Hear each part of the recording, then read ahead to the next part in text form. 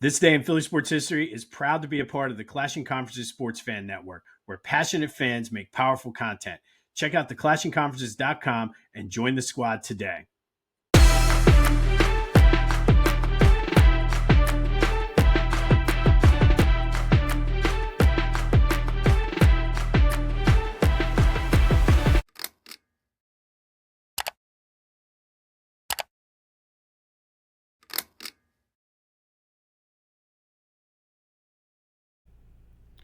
What's up, everyone? Welcome to This Day in Philly Sports History for August 6, 2025. I'm your host, Jim Montgomery. Welcome to a Wednesday edition of the podcast. Happy hump day to everyone out there. It's going to be another beautiful day. Not really that sunny, but temperature-wise, fall is around the corner, and I cannot wait. Quick programming note about the Clashing Conferences. I was able to jump on as a member of the network yesterday for the members pod. That will drop on Thursday. Had some good Phillies talk. Talked a little Eagles preseason. And then, of course, the Clashing Draft. We picked our all-time best sports movies. So that will drop tomorrow. So be sure to check that out. But let's get to those Phils. And lots to get to with them today. First, on the field, good 5-0 win over the Orioles. They won that series. They look for the sweep this afternoon at 12:35. Ranger Suarez goes on the mound with the good old business person special, which I don't even think they call him that anymore, but I remember the Mellon PFSS, business person special. But Taijuan Walker had himself a day, 6 scoreless innings, and say what you want about Taijuan last year, Taijuan has been pretty solid and has done whatever he's been asked to do and has done it for the most part pretty well. Of all the guys in the bullpen, I know he started yesterday, maybe the most consistent, and I would have never thought of that in a million years based on last year. But kudos to you. Shout out to you, Taijuan Walker. Just that kept them in the game. And 5-0, you'll take it. Max Kepler hit a home run. More on him in a minute. Brandon Marsh hit a home run. But it does seem that since the trade deadline with Bader and Duran coming in, there's a little bit of a spark, a little bit of a fight. They finally, this team for the better part of a year and a half has had no personality really. And it does seem like they're starting to have a little bit of confidence. They have a little bit of that swag back. I know a couple people called it yesterday on Twitter, a little bit of juice. So I like that. And it's coming at the right time. And I've said it pretty much all season. This team has not played their best baseball yet. They're starting to, it's hitting season. The ball's starting to travel a little bit. The pitchers are all contributing. The bullpen seems to have found a little bit of confidence. So if this is when they're going to start putting together and go on a nice little run heading into the month of August and September, that's what you want. That's what we need. So I will take it. But back to Max Kepler. And I've seen a lot of people last night and today almost upset that he hit a home run. And I get it. I 100% get it because it's if he's going to go on a tear and get a little hot, it's tougher to justify. I mean, but let's be real. He's still hitting just over 200. And when Topper was asked about it yesterday, he said, well, he was promised that the first 6 days here it would be a platoon. And people are ripping Topper for that. And I'm going to give Topper the benefit of the doubt because I don't necessarily think that's coming from him. I think if you go back to Dave Dombrowski's press conference after the trade deadline, he said as much that it's going to be a platoon to start, and they'll reevaluate it. They have an afternoon game today. They're off tomorrow before traveling to Texas. So I sense some more consistency coming in the next week or so with that. But Topper, I am watching you because, again, that maybe Dombrowski's putting you in a bad spot, but I'm watching you. I got my eye on you because you cannot be doing this. You got to go with more consistency. And Kepler, we know what he is. Yes, he had a big game yesterday, but what about the other games? We know what you're getting from Max Kepler this season. And I mean, it sucks for him, but this is where Dave Dombrowski needs to channel his inner Howie Roseman and just admit that it was a mistake and move on. Let Bader get some playing time. Get Marsh in there, who's been hot. And I don't know if it's the competition aspect of it, that why Kepler and Marsh are hot right now, but I don't care. I mean, if that's what's going to get them motivated, at this point, it's all about winning games. Mets lost yesterday, so the lead is up to 2.5. Just win games. Extend that lead, so then when an inevitable slump is going to happen, you have a nice little cushion. And so we'll see what happens, but I have a feeling that Bader will be an everyday player. I have a feeling Kepler will not be on this team at the end of this month.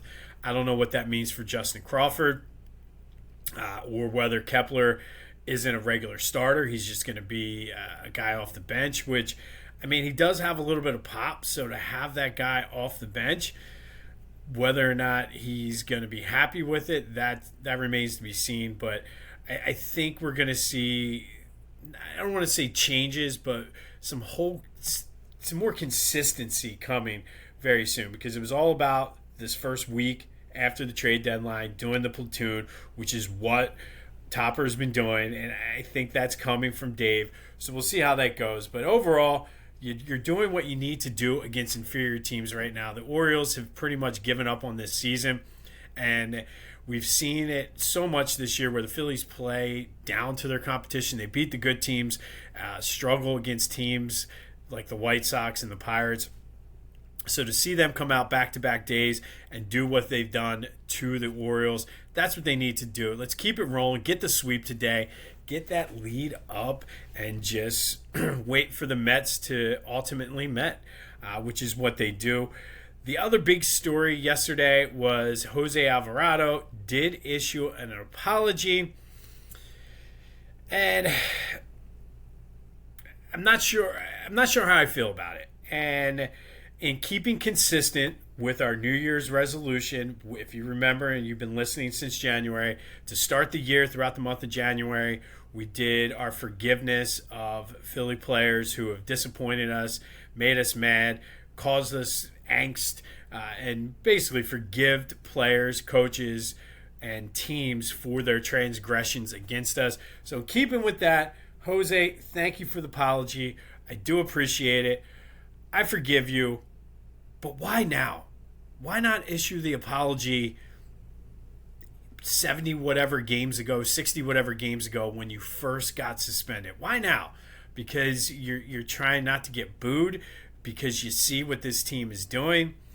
I mean, you really put us in a tough spot.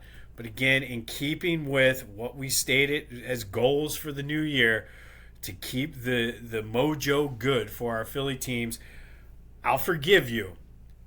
But I'm not happy about it. I'm not forgetting. Forgiveness and forgetting are two different things. I forgive you, but I'm not forgetting the position you put this team in for the better part of May, June, and most of July. So, all of that, though, to be said, I'm not sure how they're going to use him and how I would use him. I don't think you put him in many high leverage situations consistently, because truthfully, by the time he comes back in a couple weeks, he should be making, I believe after yesterday, he's able to start and do some rehab starts. You want to get your sort of roles and everything set going into the postseason. But at the same time, give these guys a day off, an extra day off. Give him some rest. Like I said, I don't necessarily see him being the eighth inning guy before Duran, but I mean, use him, and there's a club option for next year. It remains to be seen whether they're going to bring him back or not. But I said it before, he's not going to be around in October, so you pitch this dude until his arm falls off. And that's your penance for screwing us by your weight loss drugs. But that is coming around the corner. I'm assuming Aaron Nola is going to have another start. So things are looking okay for this team. And like I said, there's just something about the confidence in this team and the energy level that they have that is different than what it's been for like I said, the better part of a year and a half. And I will 100% take it if it's bringing in some fresh people, fresh, like just hunger and energy with Duran and Bader. Sign me up. I'll take it. Let's continue this train rolling. And then the other name is Andrew Painter, who was untouchable in trade talks and has been said that at some point this month he's going to come up. Got shellacked yesterday. Didn't have a good outing at all. Gave up some runs, gave up some hits, walked. Just did not look good. So I don't know if that is a setback, whether we may see him in a pinch depending on weather delays and things like that. So we'll see what happens with that. But good win for the Phils yesterday. They look for the sweep this afternoon in the good old business person special. All right, some Eagles news. Yesterday was the last practice before the preseason game on Thursday. Not sure what to expect with this. I know Vic Fangio has a very old school mindset. He wants his players to play. And there's a lot of position battles for cornerback and in the back end of the secondary that I think he would want to see. You want to see Jahai Campbell out there. You want to see Jeremiah Trotter Jr. out there. So I expect some defensive starters to play. Not sure what we're going to see on offense. Nick Sirianni was playing it close to the vest. But specifically on defense, I want to see some of those guys because the Bengals have said that they will have their starters play at least a series, maybe a few series. Zach Taylor basically was like, we'll see how it goes.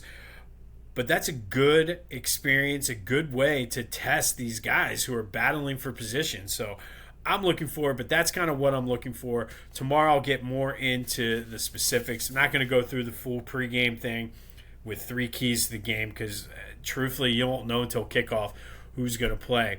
However, this fall, stay tuned for a full Eagles pregame show. I'm doing it with my brother.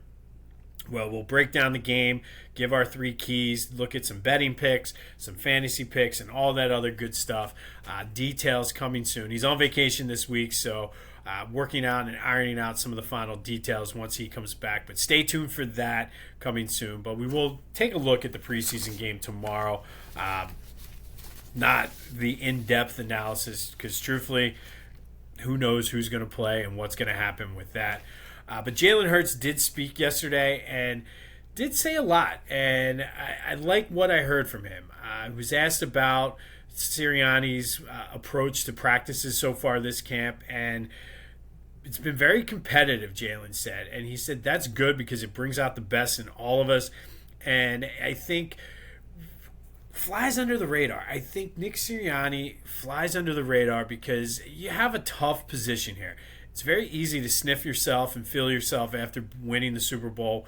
You could tell that it was a conscious effort to say, we're not defending anything, we're not repeating this, that, this is a new year. And the players have bought into it. And I think that's a sign of a good coach that a lot of times, sometimes he gets a little knuckleheadish. It's okay, we all do. But I think the key to being a good coach is the fact that the players buy in. They're buying into it. It's been competitive at practice. Jalen's noticed. Jalen loves it. He's saying it brings out the best. I got the sense from him speaking yesterday that if it was up to him, he would be playing tomorrow, but did leave it to Sirianni for that. He mentioned Quinyon Mitchell, who is, he said, quote, sticky in coverage, and it's been challenging for him. And we know that that's one of the big questions with Jalen and the passing game this year because they're hopefully going to try to lessen the load on Saquon. And they're going to have to pass more because teams are going to start stacking the box. And you're going to need Jalen to do what he did against Washington and in the Super Bowl if they're going to do that. So going against Quinyon, and I think it's a good sign that Quinyon, we mentioned it before, is traveling the field, but he's sticky in coverage, and it's been challenging. So, I mean, it's the whole iron sharpens iron type situation. So I like it. He also had high praise for Jahai Campbell. He has a presence that you can feel, Jalen said. He's all over the place. So I'm excited. Football season is around the corner. Who knows what we're going to get tomorrow, but show me some of those defensive battles. I'm looking forward to it.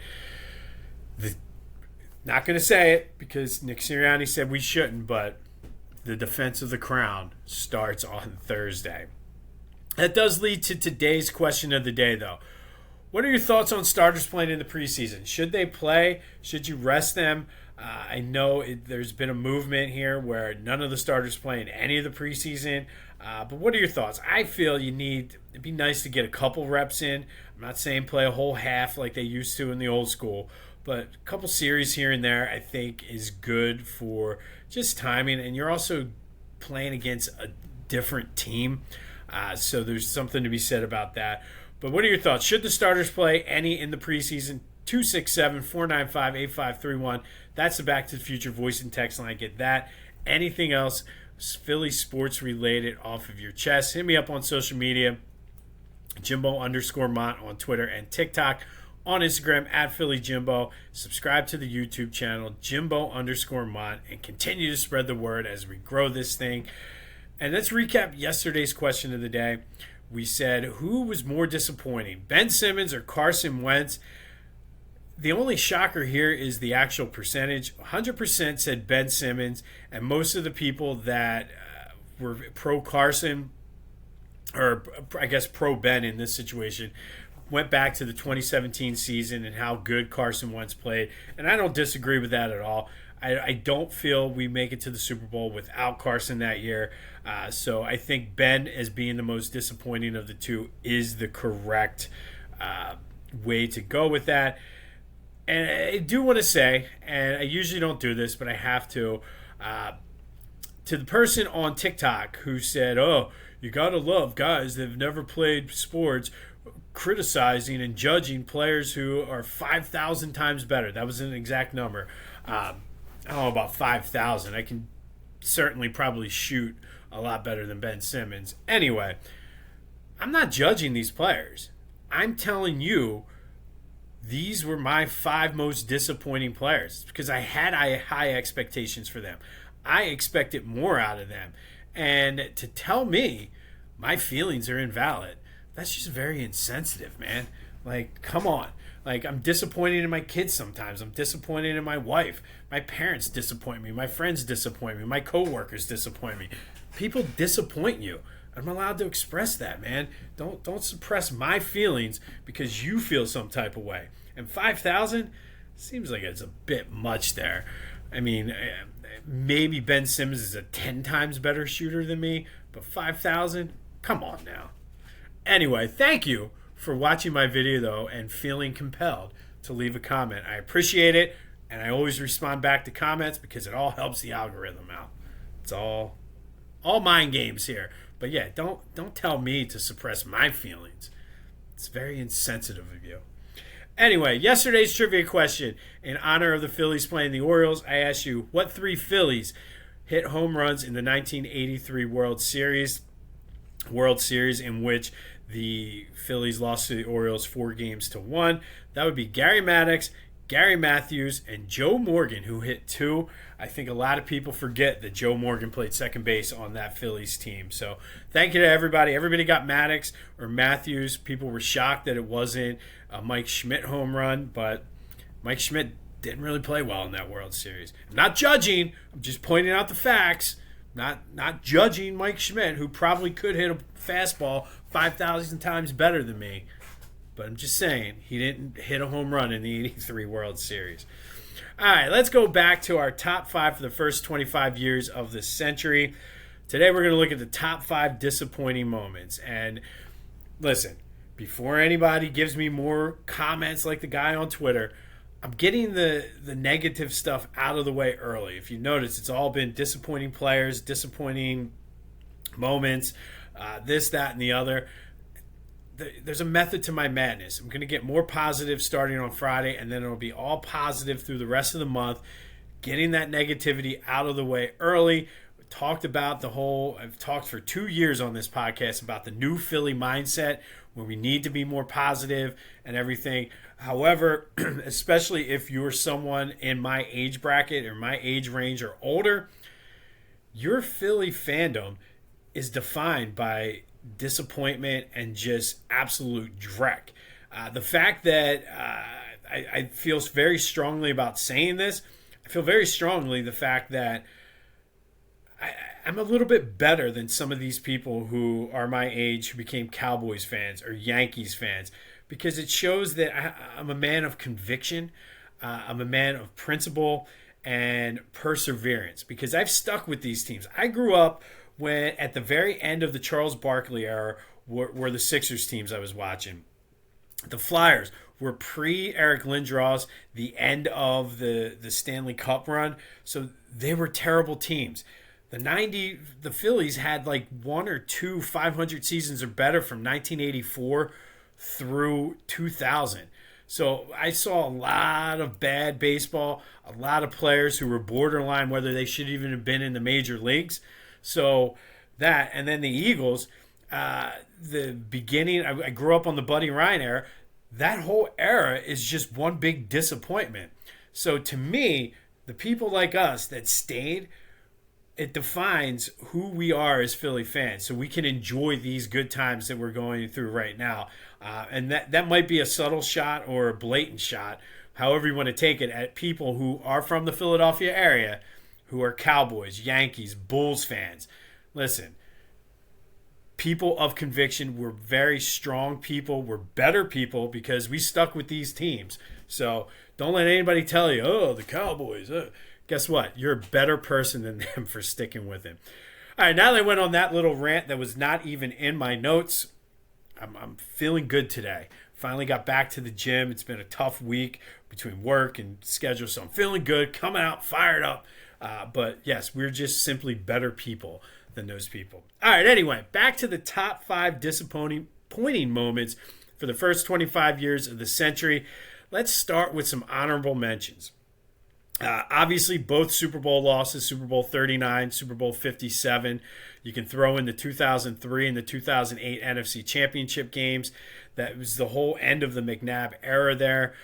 For the Sixers, the whole Raptors series with Kawhi Leonard's 18 bounce shot to beat the Sixers in Game 7. The 2001 finals, even though we were so high after the Game 1 win against the Lakers, it was kind of a disappointing end to that magical run, and Sixers haven't been that close since. So Games 2 through 5 of that finals. Last season Mets series, the 2011 NLDS when Howard hurt his Achilles, that was pretty much the end of that era. The 2022 World Series being no hit was a very disappointing moment, especially when you had a 2-1 lead in the World Series. The 2010 Stanley Cup Finals was very disappointing. That was a magical run for the Flyers as well. And then we're going to get our first college nod in here. The 2004 St. Joe's loss to Oklahoma State in the Elite Eight when John Lucas III hit the big shot to beat the Hawks. Those are all honorable mentions. Certainly can make a case for any of them. And now this one is where it's probably a very personal list for me because I've actually been in the building for 2 of these. So let's go. And the first one, we're going to start right off, number 5, the 2000 NCAA tournament second round game up in Buffalo, Temple versus Seton Hall. Temple got down early. Shaheen Holloway, who was a star guard for Seton Hall, got hurt. We thought, okay, this is in the bag. Ty Shine comes off the bench, shoots the lights out, couldn't miss. Temple still managed to send it to overtime, and you kind of had the feeling, all right, we're going to win it, and then we're going to Syracuse next weekend. In fact, we were already making plans in the stands before overtime started to go to Syracuse the next weekend. And unfortunately, it just wasn't meant to be. Probably John Chaney's second best team overall at Temple that year, maybe their best shot to get to the Final Four other than the 1988 team. But I was in the stands for that. That will always be one of my most disappointing moments in Philly sports history. But since it happened in 2000, I'm including it in number 5. Number 4 is the 2003 NLCS losing Game 6 and 7 at home to the Diamondbacks. Just brutal. You've got to think at that point we're like, okay, we're going to win one of these 2 games. Figured it'd be Game 6. Game 7, I remember I was less nervous than I was for Game 6. So I'm like, there's no way they're going to lose 2. Yep, there was a way. Number 3 on the list, the Hawks Game 7, when Ben Simmons passed up the open dunk and Sixers were the number 1 seed, knocked out. Still can't get over that because dude just hid. And again, I'm not judging. I'm just pointing out he passed up an open layup or an open dunk. That's the number 3 most disappointing moment for me since 2000. Number 2, Game 7 of the Eastern Conference Finals for the Flyers versus the Devils. They had the 3-1 lead. Eric Lindros came back in Game 6. Was excited for him to be there in Game 7. Early in that game, Scott Stevens knocked him out, and the Flyers ended up losing 3 straight. And that was, if you remember, that whole run was unbelievable because it was the 5 overtime game against the Penguins. So everybody was fired up during that time. That happened in 2001. But still, I remember being very, very disappointed. And you kind of knew. And again, it was the end of the Lindros era because he never came back and played for the Flyers. But the number 1 most disappointing moment in Philly sports history since the year 2000, this one could possibly be the number 1 of all time. That's the 2002 NFC Championship game. Last game at the Vet. Eagles come down, score early, and we were all making plans thinking we were going to San Diego. And then Joe Jurevicius happened. Rondé Barber happened. And it just was spiraled out of control. I thought after Brian Mitchell's opening kickoff return and then Deuce Staley running it in, I thought the Vet was going to collapse because it was so loud. And the place was literally shaking. I ended up 4 rows back. But that, to me, is the most disappointing Philly sports moment since 2000. But let me know your thoughts. Who'd I miss? Who would you add? What is your most disappointing moment since 2000 in Philly sports history? Hit me up on all the socials. The Discord channel is the first link in the description. But let's wallow in our misery before we start going to the positives later this week. Packing up the whole crew for a week down the shore? Don't waste your first day dragging bags and beach chairs. Let Beach Caddy do the work. With bellhop service for move-ins and move-outs, plus beach cart rentals in Ocean City, Avalon, Sea Isle, Stone Harbor, and Wildwood, they've got your back from driveway to dune. Stress less, relax more. Book now at beachcaddy.app. Use the promo code Jimbo for 10% off your bellhop or cart rental services. Beach Caddy, because vacation should start when you get there. Best beach carts on the Jersey Shore. Book now at beachcaddy.app. Use the promo code Jimbo for 10% off your order and let Beach Caddy take the stress out of your vacation. Don't forget that Beach Caddy promo code will get you 15% off for the rest of this month. So if you're still going to the Jersey Shore, there's still time to take advantage. All right, today is Wednesday, and on Wednesdays we do What If Wednesday. Brought to you by Lotwin. Get your 3D custom hype chain from Lotwin. Great for youth sports, fantasy football, bachelor parties, whatever, just to have in your man cave. Go to Lotwin.com, use the promo code TCCPOD for 10% off of your order. So we're going to stick with that Eagles team. And what if the Eagles had won that NFC Championship game? They came in and likely lost due to being overconfident. You had Tampa Bay, who had a horrible road playoff record, never won games in temperatures under 40 degrees. It was cold that day. The way the game began, I think they thought they were just going to roll like they had been, but Tampa Bay had other plans. And I think the emotion of that game being the last game at the Vet, coupled with everything else, I think the Eagles just thought they were going to be able to coast and beat the Bucs like they had the previous 2 years in the postseason. Bucs did win, though, and went on to destroy the Raiders, in part because John Gruden had coached at the Raiders, so he had a little bit of the intel and things like that. But if the Eagles won that, could they have beaten the Raiders in the Super Bowl? Would have been a rematch of Super Bowl 15. I don't think they blow them out the way that the Buccaneers did. I think it probably would be a close game, but I think the Eagles' defense would have been the difference. I think that was an under. Everybody talks about McNabb and Deuce and the offense. The defense for those teams were very, very underrated. And I think the defense would have been up to the challenge. It would have been probably their most, the toughest game they had all year, the best offense they would have played all year. But I think the physicality would have taken over, and it probably would have come down to either a late turnover or David Akers field goal being the difference. But I think the Eagles would have beaten the Raiders that year. But what do you think? Would the Eagles have won the Super Bowl if they would have played the Raiders instead of the Buccaneers? Let me know your thoughts on that. Let's have some fun here on a Wednesday. All right, and then finally today, August 6th. We're going to go back to 1963, and if you notice, I'm wearing my Spectrum Sixers shirt today, and that is because on this day in 1963, the Sixers were officially named. The Nationals had moved from Syracuse earlier that spring, and the team had a naming contest. The 76ers won. The winner who is credited with the name is Walt Stallberg from West Collingswood, New Jersey. And he said it was in honor of the history of Philadelphia, the signing of the Declaration of Independence. Why shouldn't the basketball team honor that? And then the writers in the newspapers eventually shortened it to Sixers. But on this day in 1963, the 76ers were officially named thanks to Walt Stallberg from West Collingswood, New Jersey. And the rest, as they say, is history. And then we're going to fast forward to 1991. On this day, the Phillies beat the Cubs 6-2 in 11 innings. Dale Murphy hit a walk-off grand slam in the bottom of the 11th.